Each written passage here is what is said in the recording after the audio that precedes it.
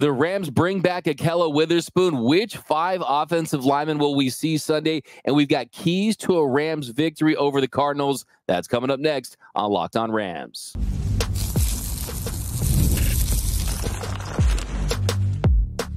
You are Locked On Rams, your daily Los Angeles Rams podcast. Part of the Locked On Podcast Network, your team every day. What is up, Ramley, and welcome to another episode of Locked On Rams, your daily podcast covering your Los Angeles Rams. Free and available wherever you get your podcasts. Locked On Rams, part of the Locked On Podcast Network, your team every day. We're also available over on YouTube, so if you haven't yet, do us a huge favor. Hit the subscribe button, hit the notification bell, hit the like button, and give us those score predictions for the Rams Week 2 matchup on the road against the Cardinals.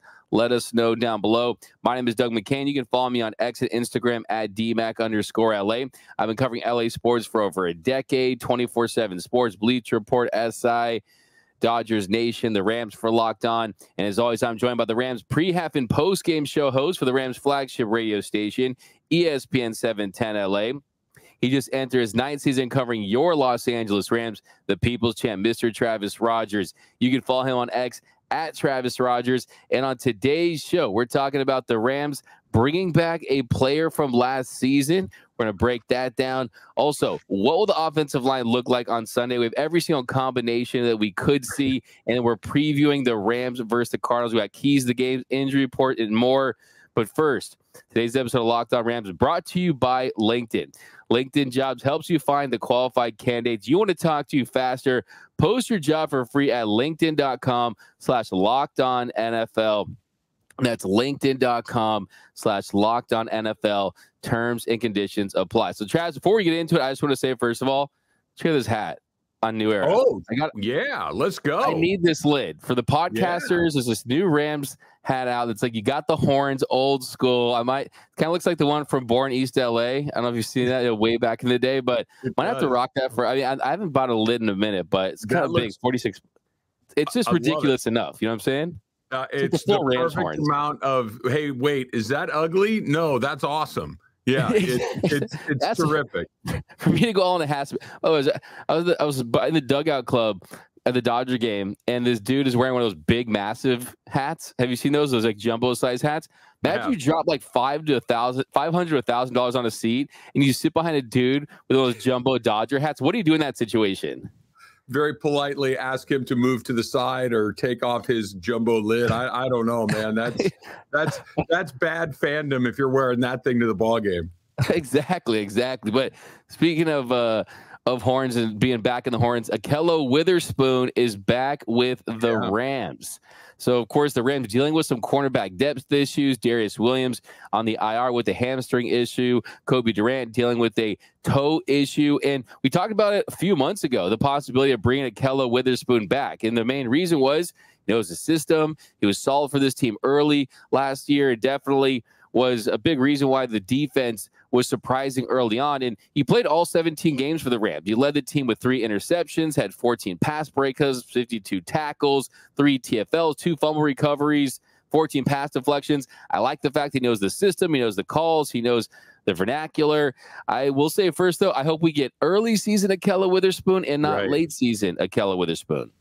Yeah, I think this is a pretty good example of you got to go with something. You got to go with somebody. Better to have somebody like you mentioned, DMAC, that is familiar with what it is that you've been doing and what you want to continue to do. Like you said, Witherspoon was here a year ago, so he slides back in. It's not like he needs to learn a completely new language all over again, so that's good news. But look, the fact of the matter is this is a good enough is going to be good enough. That there aren't a lot of really high level guys that are out there and that are available right now.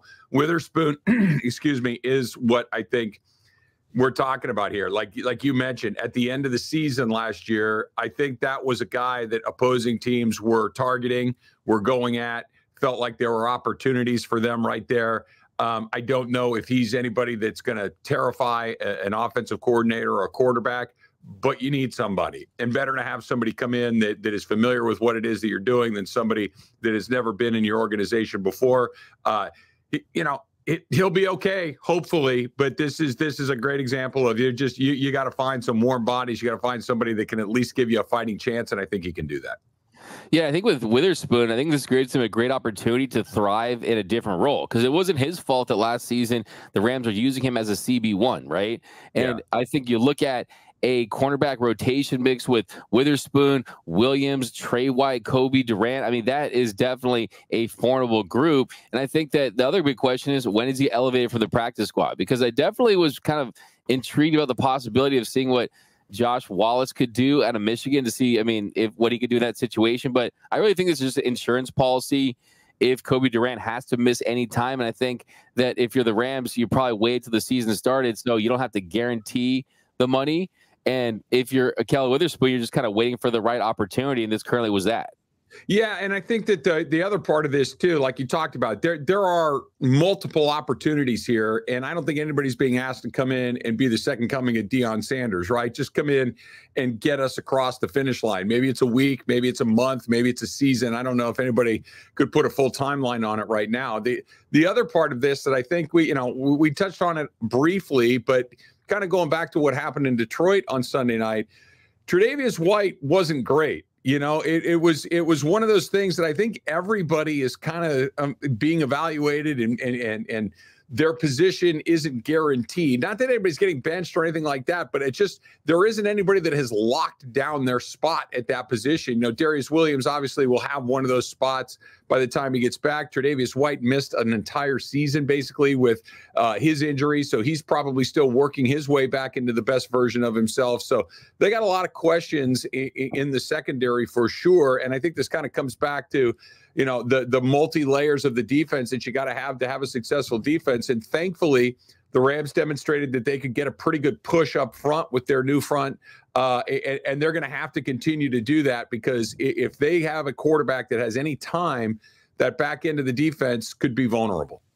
Yeah, no doubt about it. I think with White, you have to kind of look at it as, okay, this is a guy who hasn't played almost a year, dealing with a major injury. He did give up 2 receptions on 3 targets, had 4 tackles, 52 PFF grade. So he was not outstanding by any stretch. But I think with Trey White, what you always have to remember is this is someone that we know what he looks like when he's at his best. And when he's at his best, he can play at an all-pro level. So hopefully you get a couple more live games under his belt, and we can start to see glimpses of that Trey White that we've seen in years past. And I don't think this is a situation where he got burned on that one touchdown and they said, okay, pick up the phone and let me call Ahkello Witherspoon. I don't think this was a situation like that. I think, honestly, this feels like it's something that was always in the plans. And like I said, since you signed him at the beginning of the season, you don't have to guarantee that money. So I think this is something that definitely that was in the works for a second here. Now, as far as before you get to the break, just on the secondary side, on the injury front, you have Quentin Lake.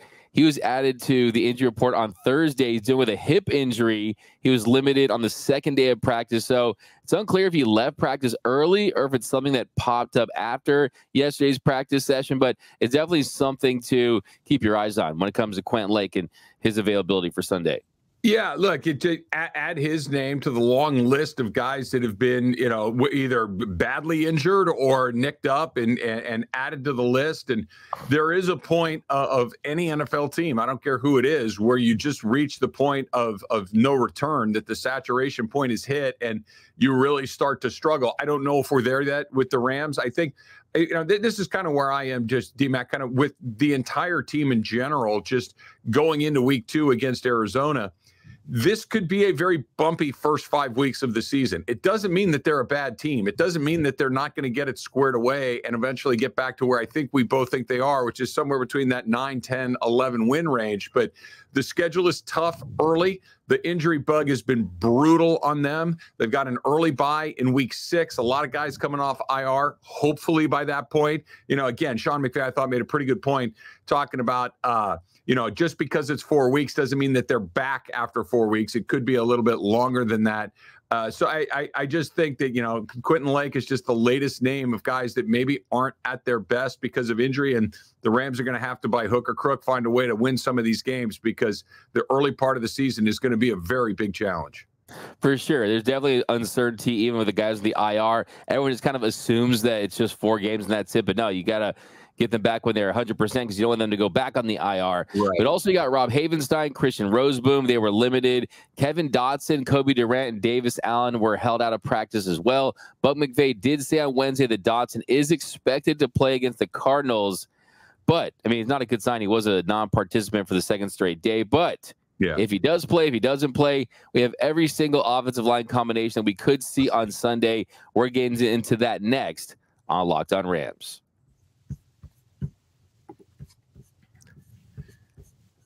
When you're hiring for your small business, you want to find quality professionals that are right for the role. That's why you have to check out LinkedIn Jobs. LinkedIn Jobs has the tools to help find the right professionals for your team faster and for free. What have we just been talking about, right? It's not just that you want somebody, you want the right somebody for your job. Just like the team that we spend all our time talking about. It's not just warm bodies, it's the right person. And that's where LinkedIn Jobs can help you, because it's not just a job board. LinkedIn helps you hire professionals that you can't find anywhere else, even those who aren't actively searching for a new job, but might be open to the perfect role. In a given month, over 70% of LinkedIn users do not visit other other job sites. So if you're not looking on LinkedIn, you're looking in the wrong place. LinkedIn knows that small businesses are wearing so many different hats, and you might not have the time or resources to hire how you would like. And that's why LinkedIn is constantly finding ways to make the process easier.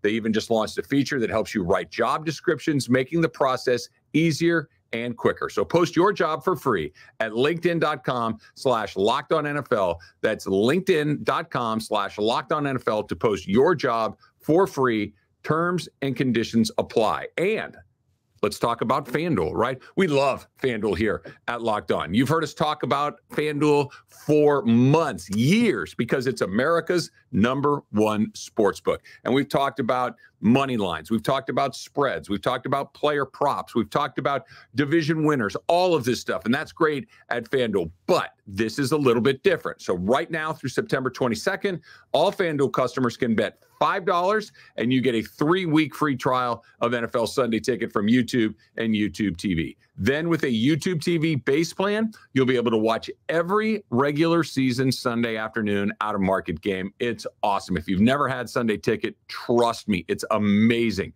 All you need is a Google account and a current form of payment. And of course, you can cancel anytime that you would like. And if that's not enough, be sure to check out FanDuel's Profit Boost in the app and use it for FanDuel's Double Your Winnings for all Sunday. That's 9:15 pregame moneyline bets. Profit Boost will be live starting yesterday, I should say, on the 12th. So view your account page now to learn more about your boost. Just visit FanDuel.com. Download America's #1 sportsbook.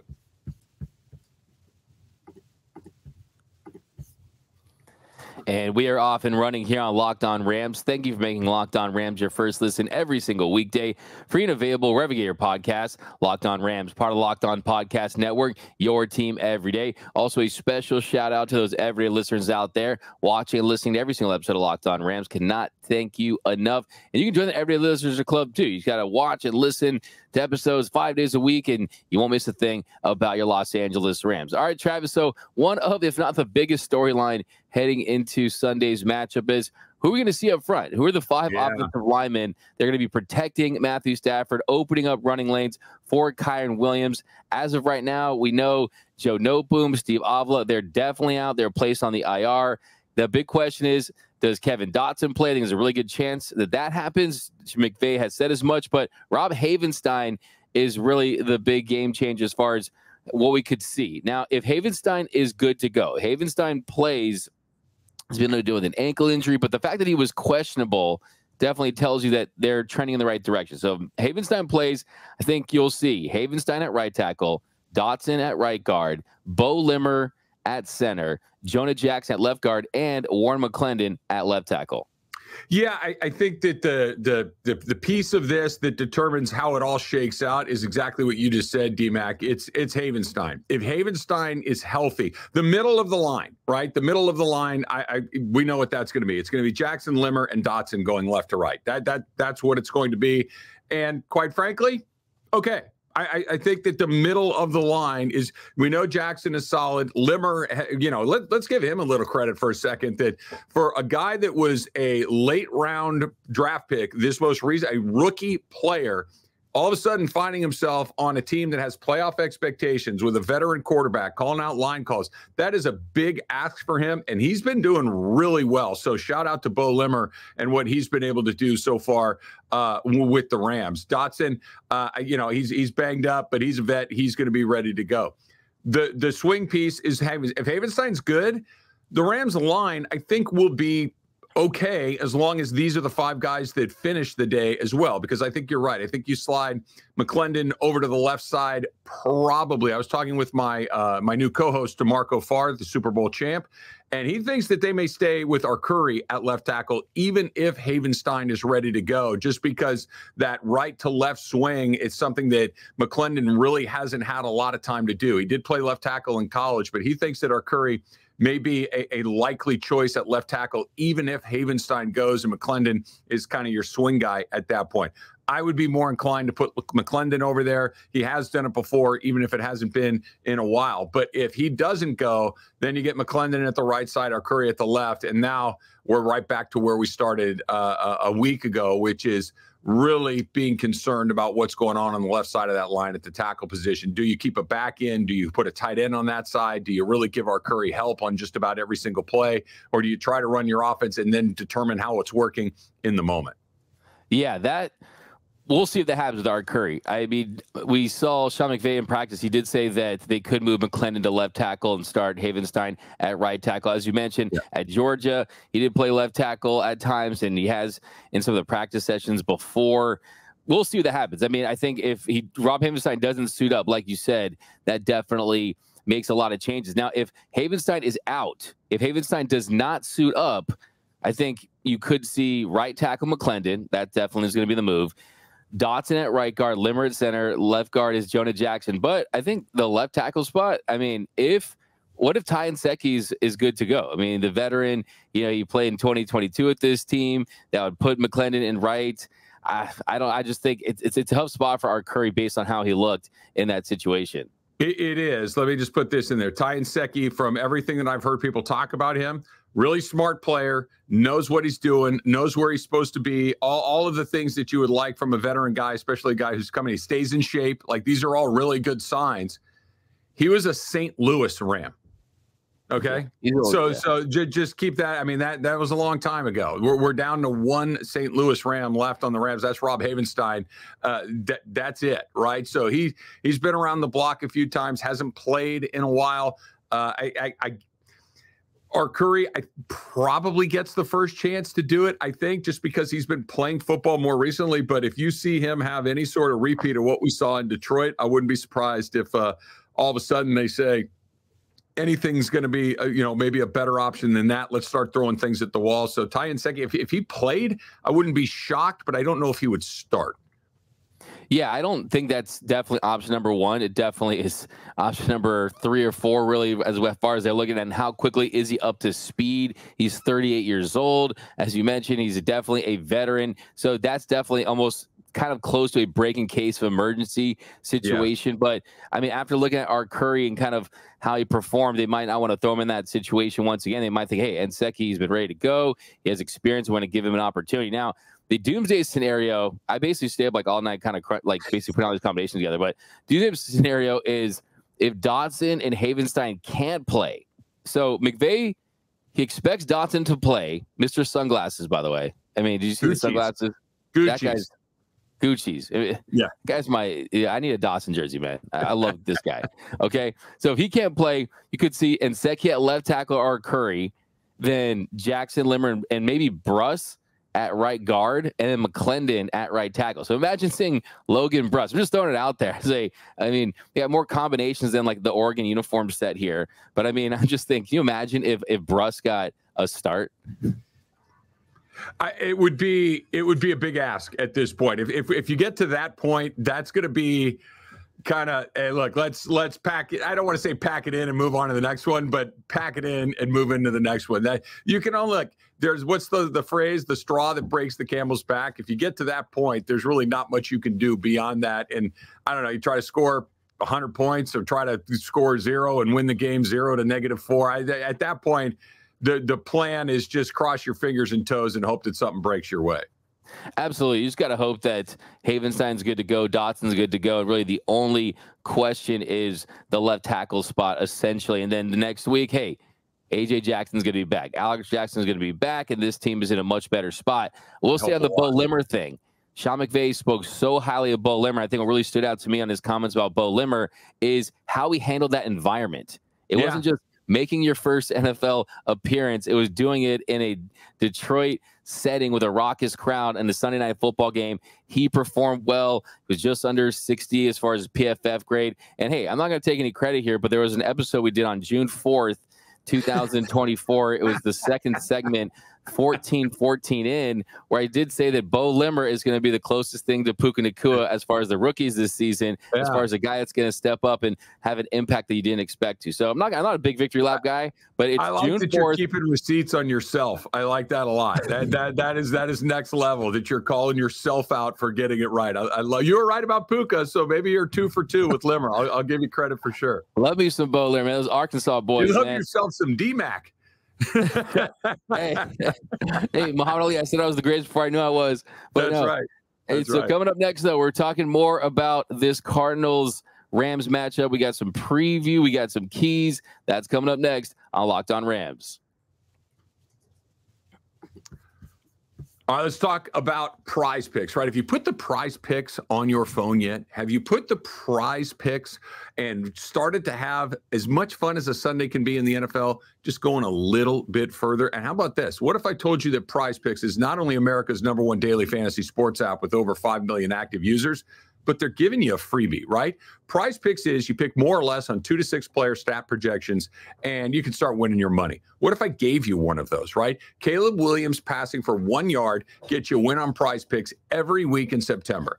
Only 1 yard gets you an automatic win every football weekend in September. So that's 4 weeks of free W's. So do not miss out on this deal at Prize Picks, because when September ends, that ends. And right now you can win up to 100 times your money on Prize Picks with as little as 4 correct picks. You got to download the Prize Picks app. You got to use the code LOCKEDONNFL. That's LOCKEDONNFL. And you can get $50 instantly when you play just $5. That's code LOCKEDONNFL on Prize Picks to get $50 instantly when you play $5. And wait, how about this? You don't even need to win your bet to receive the $50 bonus. It is guaranteed. So stop messing around. Put the Prize Picks app on your phone. Have a little fun. Win some money. Prize Picks. Run your game. And welcome back to Locked On Rams. Thank you for making Locked On Rams your first listen every single weekday. Free and available wherever you get your podcast. Locked On Rams, part of the Locked On Podcast Network. Your team every day. All right, Travis. So Rams Cardinals Sunday. And typically every year when we get this matchup rolling, we know they're going to be in the bone jerseys where they dominate them on the road in the all bone. But this doesn't feel like the same Cardinals team. This is definitely not the same Rams team without Aaron Donald. But since 2017, Rams 13-2 against the Cardinals. Also, more importantly than that, you know, good teams win, great teams beat the spread. 12-2-1 against the spread in that stretch. They've outscored the Cardinals by 211 points in their last 15 games. And they've had wins by 34, by 33, and 4 wins by at least 20. They've dominated the Cardinals, but when you look at the Cardinals, the offense, I mean, they were up 17-3 against the Bills on the road. They blow that big lead. I like what Gannon's done. I mean, I think this is going to be a lot closer than the Rams-Cardinals games we've seen throughout the years. Not that this has ever happened to me, but let me just ask you a question. I certainly have never done this. Never. No, not one time in my whole life. When you go out on a night and maybe you overdo it a little bit and you're not feeling your absolute best the next day, do you have that meal that just kind of resets you, right? Maybe it's a big greasy cheeseburger and a Coke, or, you know, with a giant order of fries. Maybe it's something else, but it's definitely a giant cheeseburger, a Coke, and a fries. It's the get right meal. That's the Arizona Cardinals. That has been the get-right meal for the Rams. For, like you said, all of those numbers that you just mentioned. It's the team that you want to see when you need to. I'll go back to a couple of years ago. Remember the COVID season when it just nothing made sense? And about 30 seconds before the game, the Rams announced that basically everybody had been infected with COVID. And I think it was a Monday night game. And it's like, all right, well, just scratch this one off. They went in there and torched them. They just absolutely demolished them, that even when stuff seems to be going bad, they find a way to get right against the Arizona Cardinals. I'm hoping what that is, because we know what's coming up after that, right? We know San Francisco is waiting. You know that a trip to Chicago is waiting. You know that Green Bay and maybe Jordan Love's return in week 5 might be waiting for you. This is the get-right game that you absolutely need. It's weird to say it in just the second week of the season, but the Arizona Cardinals showing up at this time is exactly the right time. 100%. And it doesn't matter who the matchup is and who's in there. By the way, I would say, for me, my hangover thing is a greasy Chinese buffet. Greasy Chinese buffet with water, you know, like as early as possible. And I know it sounds weird, talking but kung pao, broccoli and beef? Like, what are we talking here? All the above. Like, I mean, for some reason, that's what works for me. What works for me and might not work for you, but cheeseburger sounds really good too. But yeah, sure. I do remember that game, and it just felt like the confidence. I mean, I've talked about the NFC circle of life, right? I mean, the Rams, they lose to the Niners, but they beat the Seahawks. Everyone beats the Cardinals. But I do, like, out of respect for this Cardinals team, I mean, they had the 4th most points of any team in week 1. I mean, the Bills had good. I mean, and they allowed the 4th most. I mean, the Bills gave it 34. The Bills scored 34 points on them. That was the 4th most of any team week 1, 352 yards. And I think the big question for me in this one is, how pass heavy are we going to see the Rams? Because I think they had to adjust because of the injuries. The offensive linemen had to go to a shorter, quick passing game, a little more West Coast style. Matthew Stafford threw 49 passes in week 1. That was the most of any quarterback in the league.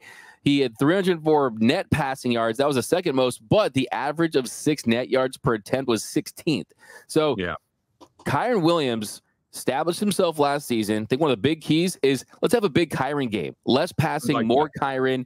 He had 1144 rushing yards last year. 301 of those came in his 2 games against the Cardinals. And on 36 attempts, he had 8.4 yards per carry in 2 games against the Cardinals last season. At 6 catches for 61 yards. So give me a little less throwing from Stafford and a little more on the ground with Kyren Williams. I hope so. I think a lot of that's going to be determined by how the offensive line plays, who's playing, and whether or not they're able to give Stafford. Like, Sean McVay. If Stafford has time, they're going to throw the ball. That's just how he's wired. That's what they do. But I'm with you. If it was a big Kyren day, I think that's good news for the Rams. For sure. And also a big Cooper Kupp day. I mean, can Cooper Kupp build on that momentum? Because, I mean, I rewatched the game, honestly, twice already. And just one of the reasons why it was so enjoyable, even though it was a loss, was seeing that version of Cooper Kupp moving well, all the pre-snap motion. I mean, making tough catches. I mean, it was really refreshing to see that version of Kupp once again. And he's another guy that's dominated the Cardinals throughout his career. 815 career yards against the Cardinals in 12 games. That's the most against any team in the NFL. Seahawks are second, by the way, 711 yards, but 5 tutties, a rushing touchdown. So 6 touchdowns in 12 games. So a big Cooper Kupp game as well. Not as many targets, was targeted 21 times. I think that's not as sustainable, but still, I think Cooper Kupp, it'd be great to see him build on that, especially with Puka Nacua out. Yeah, I think so too. I think that, having him involved is always a good thing, but I would rather him be involved because you want him to be involved rather than it is your only option to win a game. But we've seen him do it. They nearly did it on Sunday night against Detroit. They did it in the Super Bowl against Cincinnati. So there is a path there if that's how you have to do it, but you'd rather it be a choice than a necessity. For sure. And we'll do some more deeper dive preview stuff. Maybe it will drop up on Saturday. Who knows? But I do want to throw us out at the end. Your favorite, Tutu Atwell. Sean McVay did say that he could receive an uptick in playing time. And he said Tutu's a guy that's delivered for us for a lot of reasons. So do you think that they do give more opportunities for Tutu Atwell? No. Okay. I mean, I'll believe it when I see it. I've been hearing that for a long time. I'll believe it when I see it. I agree. Look, It's not I'd just love that. to come in there on Monday and say, dude, Tutu Atwell had 3 touchdowns. Awesome. Never saw it coming. I would eat a giant pile of crows to be wrong on that one, but I'm not bringing my knife and fork. I don't think I'm going to have to. We'll see. I mean, he played just 6 snaps, and Whittington played 2. And he wasn't targeted once. So, look, not only is I totally agree with you. I'll believe it when I see it as far as that. But I think, too, we've heard McVay kind of hint at needing to do a better job in getting him involved. So let's see if this is the game where he does get more opportunities. But that's going to do it for this episode of Locked On Rams. My name is Doug McCain. You can follow me on X and Instagram at DMAC_LA. And you can follow the People's Champ, Mr. Travis Rogers, at Travis Rogers. Also, check out his show, of course, on ESPN LA. Travis Rogers, the great Super Bowl champion DeMarco Farr. Also, check that out as well. And until next time, whose house is Locked On Rams house?